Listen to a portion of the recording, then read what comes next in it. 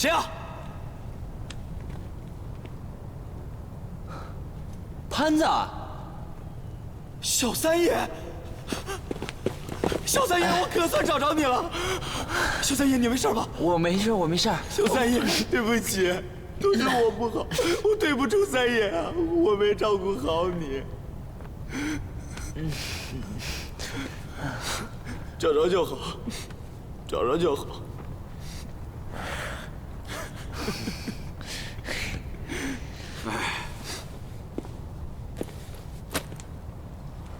总感觉被人围观着休息。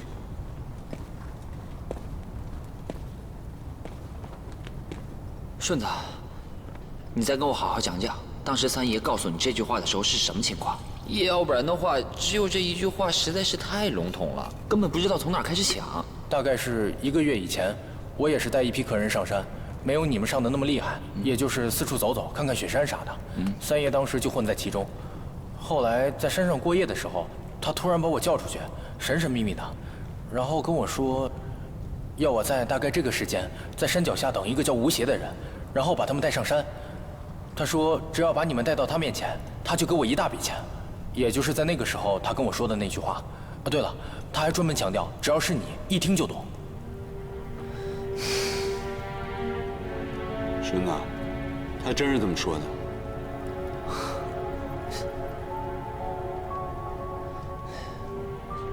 只要是你一听就懂，我们就不懂，这是为什么？哎，天真，你这么想，你想想，你有什么和我们不一样的？啊？有什么不一样？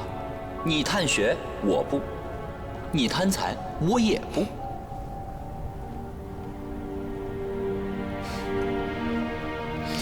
顺子，那你为什么在我们和老爷子分开之后，你才把这件事情告诉我？我也不傻，我一看到你们，就觉得你们这伙人气氛有问题，应该是有2伙不同的人混在一起。当时我也不知道他们是干什么的，所以只好先装傻充愣。毕竟收了三爷的定金，万一出点差错，耽误你们的事儿就不好了。哦，那你看的还挺准的。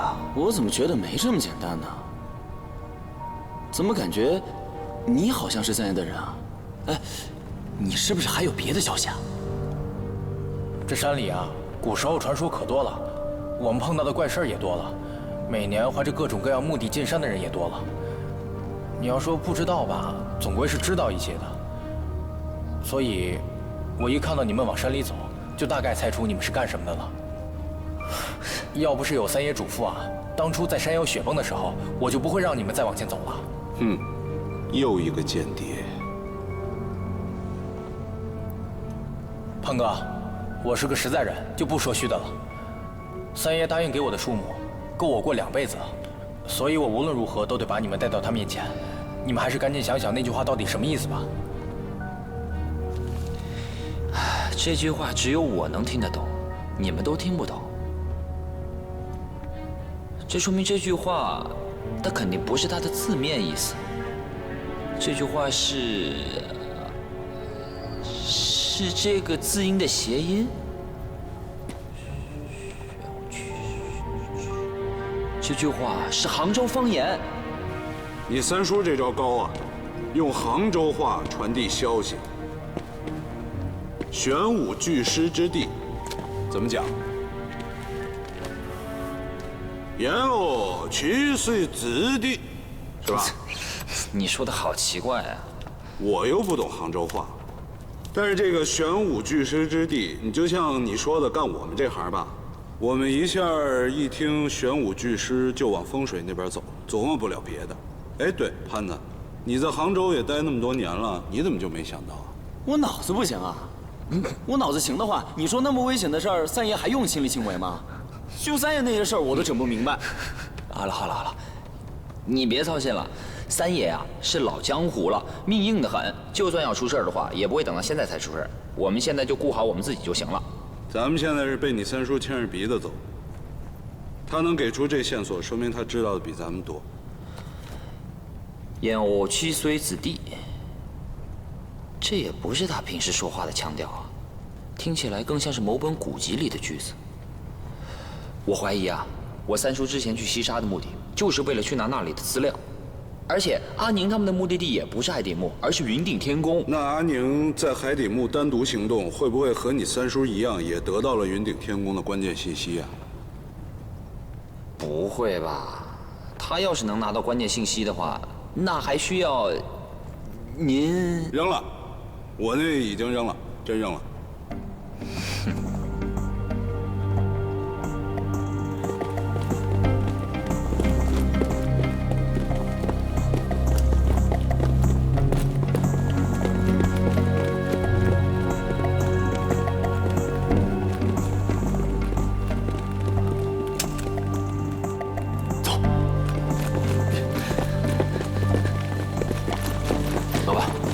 回事？你们怎么走过来的？用了多长时间？我们在这走廊转了1天了，这条路怎么可能这么长？老板，我感觉不对劲，我们有可能中了什么机关或者阵法，这里不可能有这么长的路啊！不能再继续浪费体力了，你找几个人去探探路，剩下的人原地休息。是，走。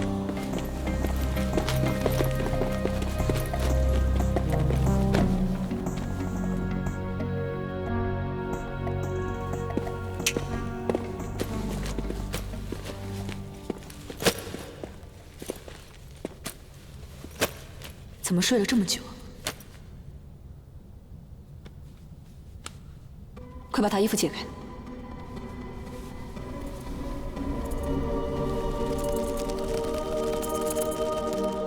怎么办？怎么办啊？按住他！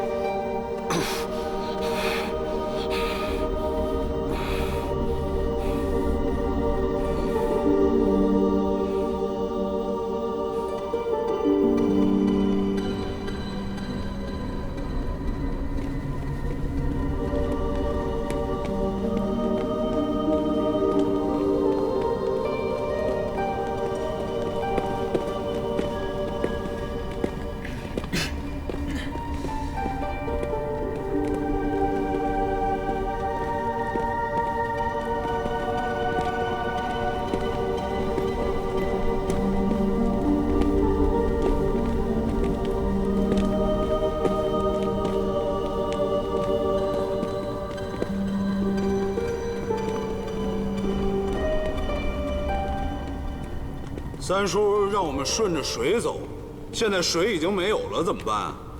哎，这怎么又一个反打的坑道啊？这开口开哪儿也不能开在这儿啊！怎么不可能？又不是你修的。不是，这以前都是水啊！这难不成当年的工匠都是鱼变的，会潜水？哎，这有记号。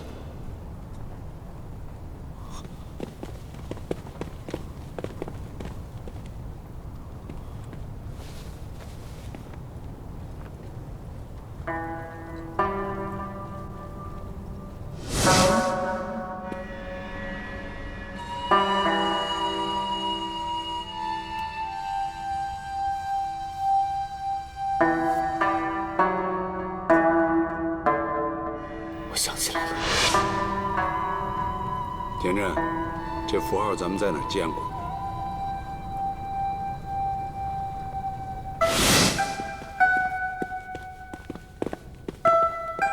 我天哪！哎，这儿有 English。我想起来了，这个符号当年咱们在海底墓见过。当时我还推测呢，说这个符号很有可能是三叔或者是考古队当时留下的。我跟着三爷10年了，这大大小小的斗也倒了不少，从来没见过三爷留下这种暗号。再说了，这样的符号也不可能是三爷留下来的。不是他，那是谁啊？反正不管怎么说，这个路应该是没错。这个石洞已经有人进去过了，地宫的入口应该就是在这下面。现在的问题是，我们要不要现在马上？怎么了？小哥呢？嗯，小哥，他不就是这样来无影去无踪的吗？不用跟我们说明。但是这关键，这危险时刻，一定得赶回来呀！不是，我们这么多人都没有人看见小哥吗？那他……哎，小三爷，你没事吧？你身体怎么样？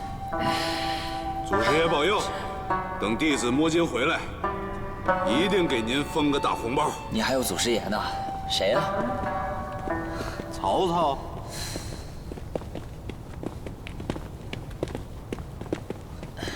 哎，田震，你看，脚印儿登山鞋的，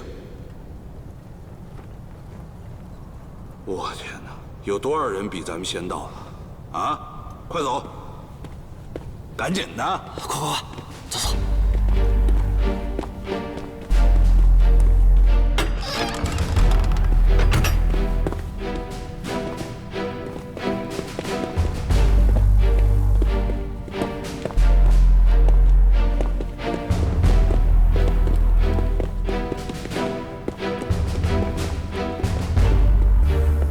这怎么着也得有1000多罐吧？放那么多酒搁陪葬陵里，这万毒王生前挺能喝呀。居然还有这种地方，长见识啊！我估计啊，咱再往前走啊，还有更多的宝贝呢。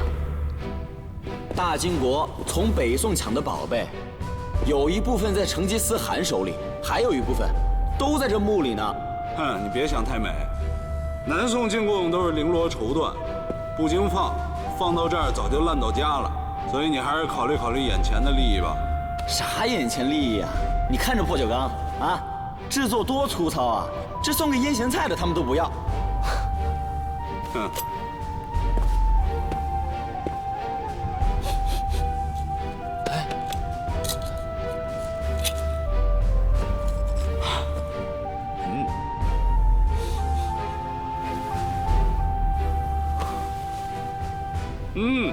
这味儿说香不香，说臭不臭的，还挺上瘾的。闻着，不知道是什么好酒。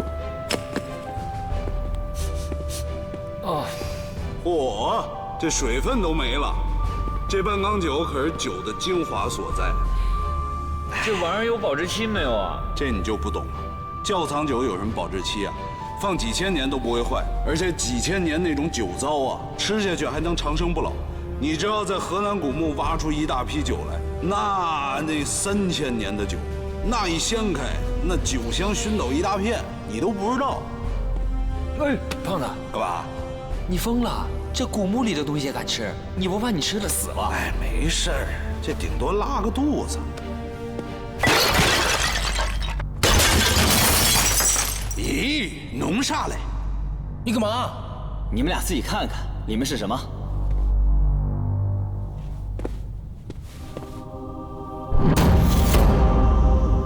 死孩子！什么死孩子？这个三爷跟我讲过，这就是未成形的猴子，拿它泡的酒啊，叫做猴头烧，喝了它能不能长生益寿我不知道，不过这壮阳的效果肯定是有的。胖子，要不然你去试试？幸亏潘子有见识提醒你，要不然先让你喝一口再踹酒坛子，够你受的。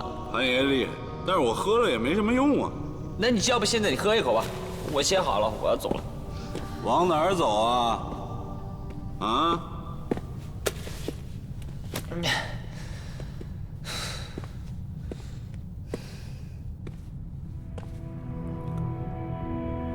这边，有人给咱们留了记号。什么时候改你带路了？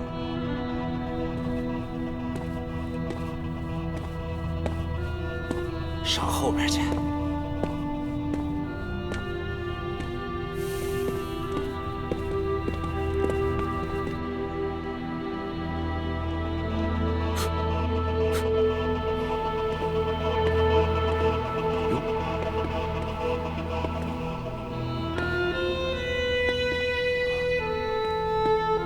哎呀，稀客呀！花小爷上我这儿来，是想讨点什么东西啊？以往没怎么跟海叔打过交道，倒是险些错过了一位制甲高手啊！这是哪里话呀？我这儿不过就是倒卖一些旧书、旧画、旧报纸，还有这旧怀表，都是一些不值钱的玩意儿，跟华小爷的买卖比起来，哪儿谈得上高手低手啊？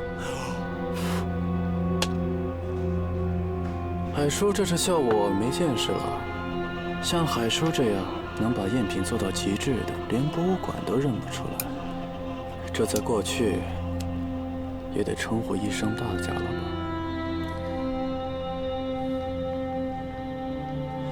我想除了海叔，根本没有人知道有多少文物是被这么调包的吧？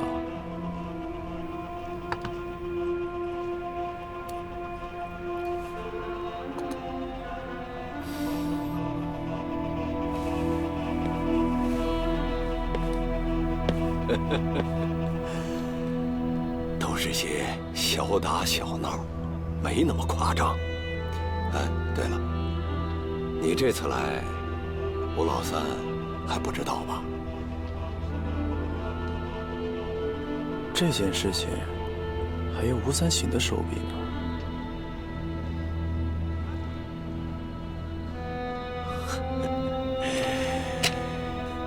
华小爷呀，其实有些事情你不应该问我。商人呢，就应该有商人的职业操守，你说是吧？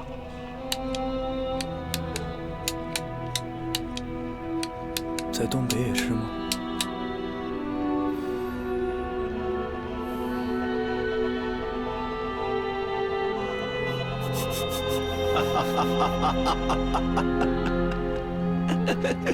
好小子啊，不愧是谢老九的后人啊！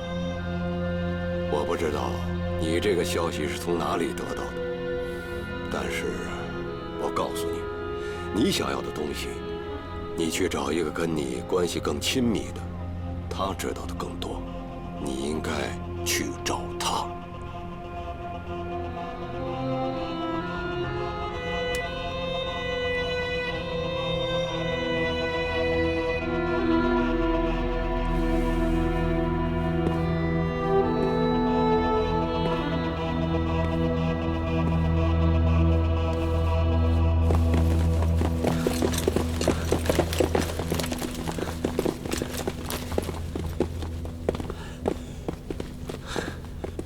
老板，和刚才一样，怎么走也走不到底，扔出去的烟火也照不到底，没敢用信号弹，全是木头结构，怕烧了。还是没有信号。到底是皇陵，肯定有什么高手布置好了厉害的阵法，可惜我们这些人，没一个人懂这些。三爷，三爷醒了。三爷，醒了就好，感觉怎么样？我这儿有些止痛药。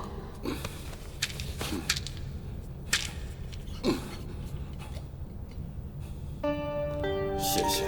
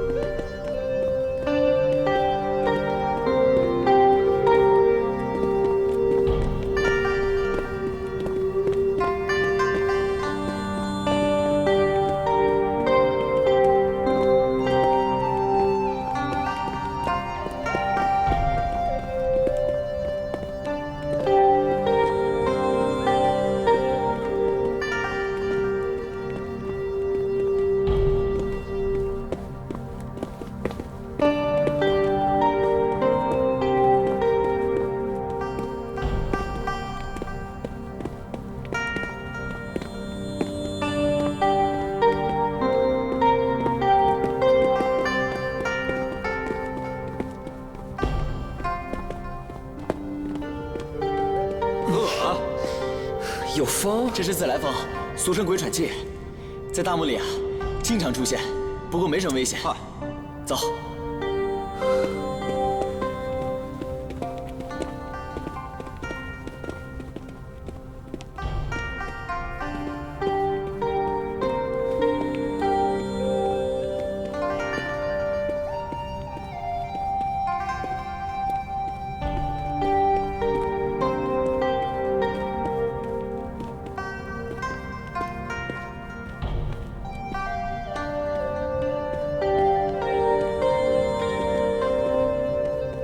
这是什么？这是门吗？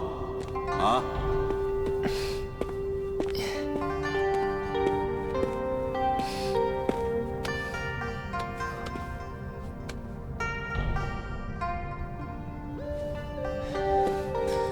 这不是门，打不开的就不叫门，这是块风石啊，用大块的石头垒砌而成，再用铜水把它封住，冻结成一个整体，做成门的样子。看来这条墓道还挺重要。咱们跟着那些标记往地下走，估计就能到地宫的中心了。而且你看这洞都给咱们打好了，不管是谁啊，可能已经进去了。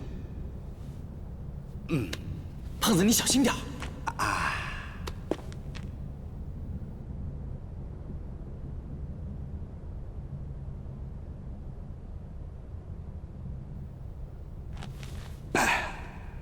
里面有什么呀？还是条墓道，还有一风石。看来这万奴王啊，缺乏安全感。你别扯淡了，你家防盗门还3道锁呢，风石至少得有3块，这叫3千世界，懂不懂了你？你还记得我家有3道锁呀？谁记得知道你家有几道锁呀？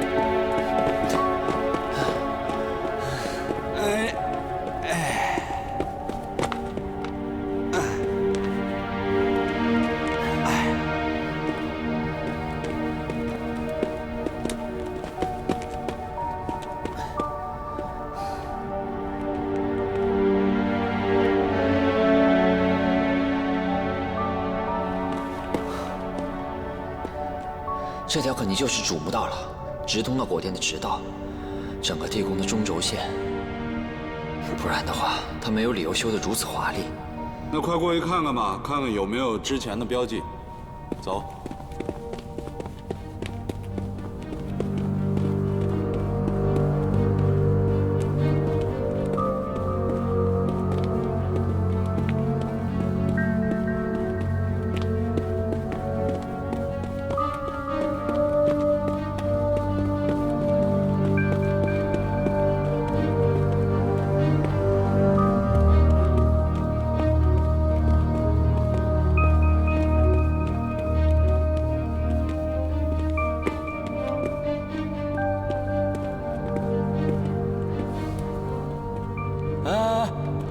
这有个符号啊，这不就是探穴界的活雷锋吗？成，那咱们就一直按照这个标记走呗，对不对？我告诉你，这肯定是小哥弄的。虽然他失踪了，但是他心里一直惦记咱们。走吧。等一下，这个符号和前2个符号完全不一样。你们看，这些符号虽然都是由字母拼成的，可是拼在一起却没有任何的意义。这看起来也不像是法语或者德语。一开始我以为这只是单纯的引路符号，就好像一个简单的图案，它只是告诉我们说可以往这边走，仅此而已。但是那样符号本身是不会产生变化的。你看，可是现在符号变了，那么就说明它肯定还有别的意义。它在给我们指路的同时，还想告诉我们其他的一些什么信息。就比如说之前我们看到的那2个符号，那2条路走过来是没有危险的。可是现在这个符号，它不一样了。那它代表走这个方向有危险。那我们还走不走？小三爷，咱们哥4个，就你懂外语，你好好看一看。你整句翻译不出来，你整点单词，咱也能蒙出来什么意思啊？可它根本就不是个单词啊，它也拼不出来。我想，我们还不如想想，到底是谁把它留下的？留下来到底是什么目的？那不是小哥能是谁呀？如果是小哥留下的话，那他至少要以我们看得懂的方式啊。那就是阿宁他们内部的暗号，他们在这儿分开行动，完了在这儿做了标记。我觉得这个符号不像是前面有危险的意思，前面有没有危险，要去过才知道，没有可能去完了之后回来再做个标记，这不科学。我明白了，这个符号是那个人进入墓室的时候自己刻的，表示他走的是这个方向。这个就叫做追踪语言。什么东西？我当年在越南丛林里面特训的时候，学过追寻知识，懂一些追寻语言。简单来说，就是一个人在丛林里迷路了，他必须要在他走过的路上刻上一些标识和标记，等救援人员赶到的时候，就会通过标识和标记知道他的情况。这些标识和标记一般都是很有规律的，比方说食物充足的时候是一种符号，食物短缺的时候是一种符号，队伍里面有人遇险了又是一种符号。等到更危急的时候，救援队可以根据符号来上升救援规格。这是当年老美打越南人的时候发明创造的。行，那你学过，那你赶紧给翻译翻译。这问题是，姐姐。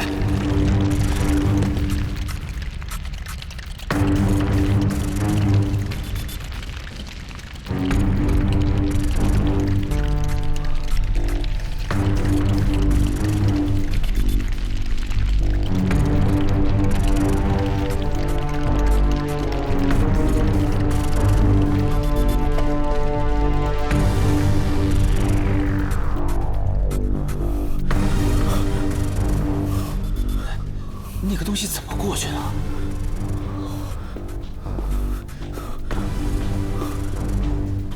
顺子，顺子，他不会又变狐狸精吗？啊！哎，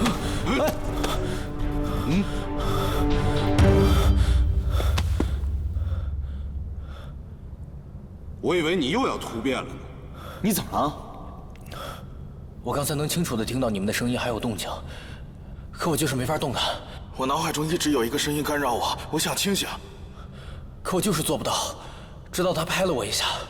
干扰你的声音是什么样子的？我说不上来，但我的直觉告诉我，现在很危险。哎，咱赶紧走吧。如果有什么情况发生了，你在这儿也没个掩体，赶紧的走了。那也要先破译这个符号再说啊。哎，对，潘子，你不是学过吗？你赶紧翻译翻译，快！这个符号跟我学的不一样啊，我也没见过这样的符号。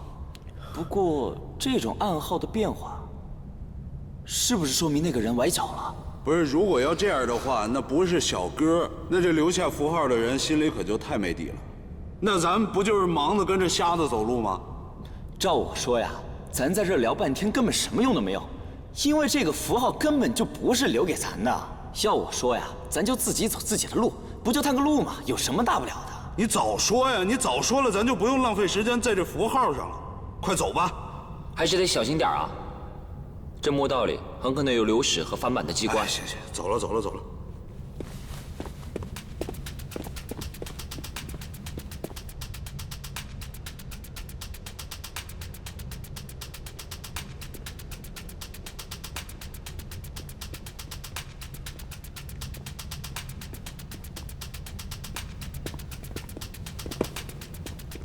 我告诉你，咱们还是尝着甜头了。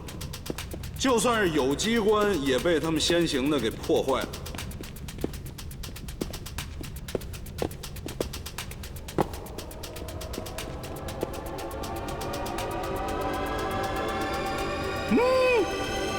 妈的妈，我的姥姥哎！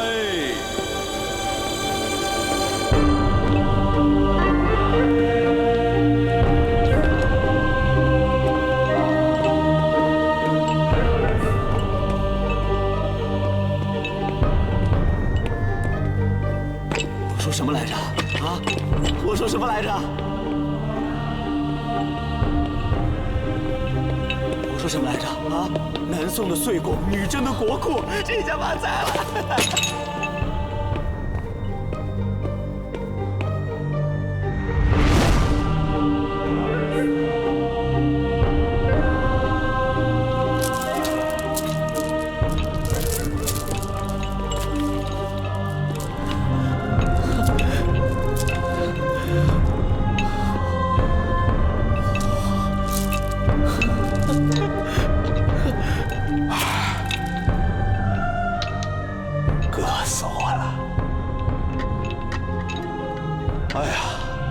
舒服呀。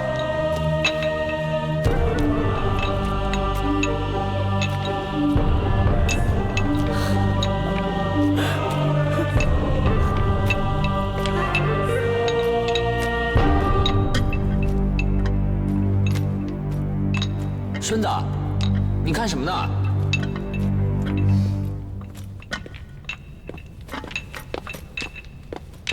孙子，还能有什么新鲜东西啊？啊？哎，哎，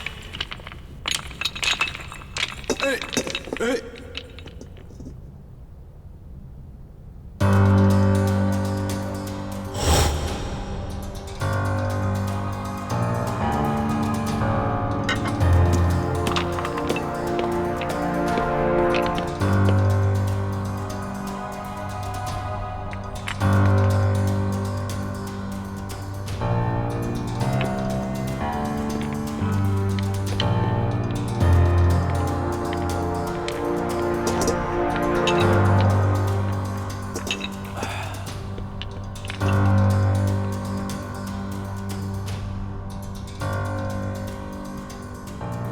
我说，这些人已经死了很久了。是咱们同行吗？看他们这身装扮，是80、90年代那会儿最流行的。你说这些人会不会是采药的或者猎户，误入这里面死的？不可能，咱们这帮专业夹喇嘛的才奋劲巴拉跑到这儿，猎户那帮业余怎么可能闯到这儿？不可能。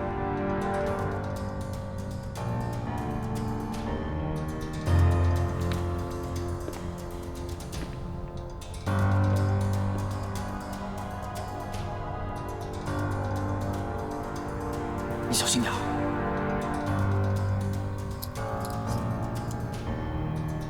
上海表，老款式。这个女的来头不小，这种手表在当年就算是市长级别的人也很难有这么一块。她要是失踪了，在当时肯定是轰动一时的大事。顺子，那个时候你们这儿有没有很轰动的失踪事件啊？顺子，哎，顺子，跟你说话呢。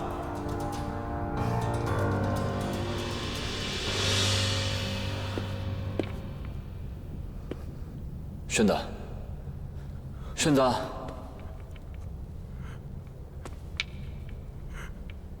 顺子，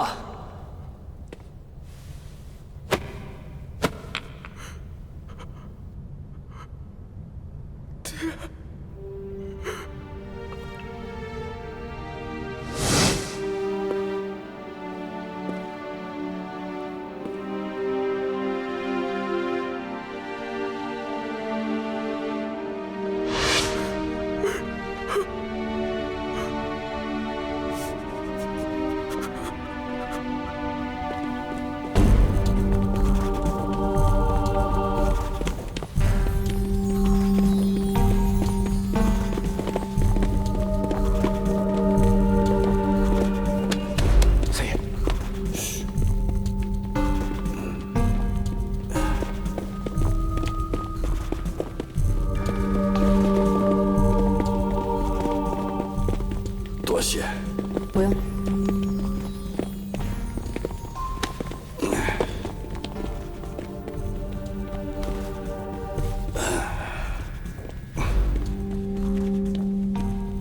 我清醒的事情，希望你别告诉邱德考。杰森我可以保证，但 Sir 是我不能保证。邱德考没告诉你，他来玉顶天宫要做什么吗？和你一样。不一样。邱德考他多大年龄了？身体你了解吗？你想说什么？我想说，你要动脑子，好好想想。一个这么大岁数的人，能跑能跳能爬雪山，当然了，很多事情你不亲眼看到，你根本不会相信的。等他出来以后，你仔细观察一下。有些人出生的时候就被上帝亲吻过，他们拥有着超越常人的天赋。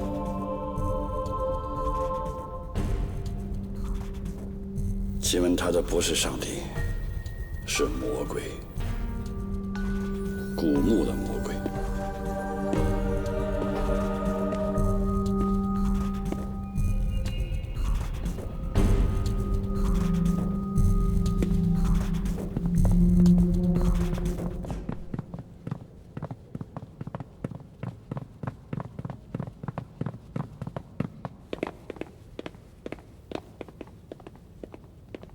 事情结束之前，你就待在这儿，不许出去半步。你为什么这么做？为什么？你就那么害怕我破坏你和裘德考的计划吗？我明明可以把他们一起解决掉。奶奶，人都说你是女中豪杰，你是害怕了吗？哼！你到底跟裘德考达成了什么协议？他是怎么说服你的？为什么你连产品姑姑失踪真相都放弃了？你根本就没有认真调查过。他太天真了。为什么？奶奶，你给我一个太天真了。奶奶。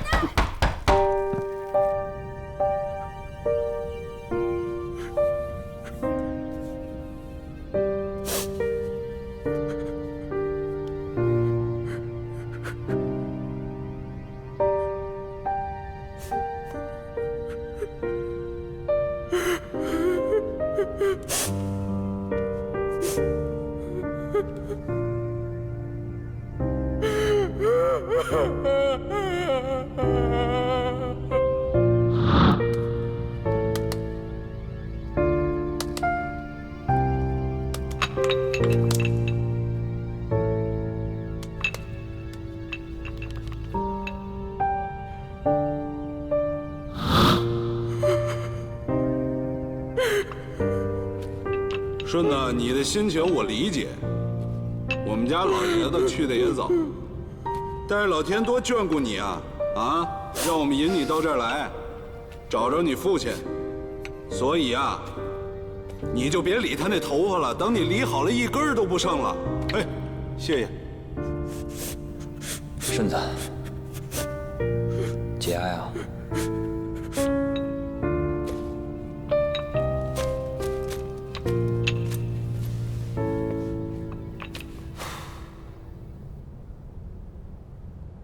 哎，我总觉得啊，他们这些人出现在这里，有一点蹊跷。这有什么蹊跷的？切！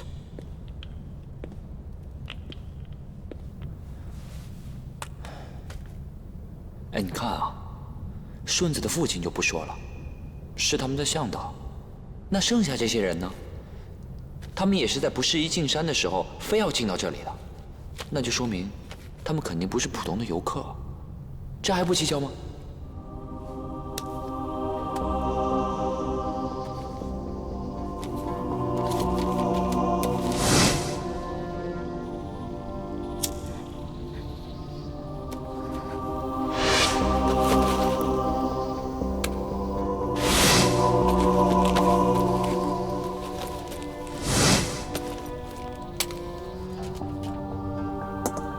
这些东西也证明不了他们的身份啊，就连个身份证也没有。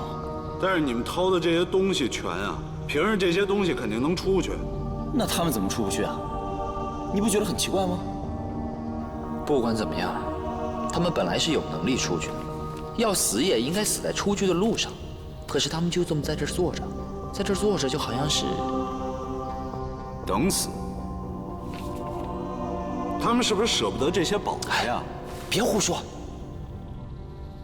哎，你们发现少了一样东西没有？少了什么？食物。你看，全吃完了。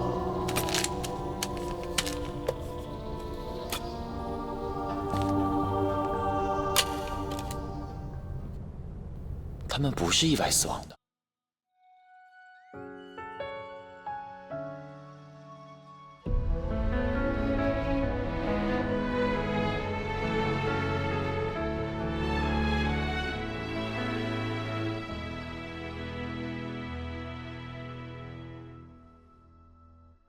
云顶苍穹，万壑间锋，秘境寻踪。暗礁汹涌，风雪万重，何去何从？穿越千年的印记，投射在瞳孔。静默的层峰。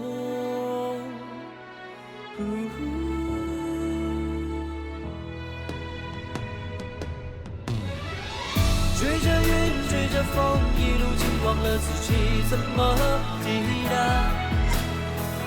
穿过夜，穿过雾，迷离在黑暗中得到了回答。时光的缝隙藏匿着盛开灿烂的花，未知的指甲随风挥洒。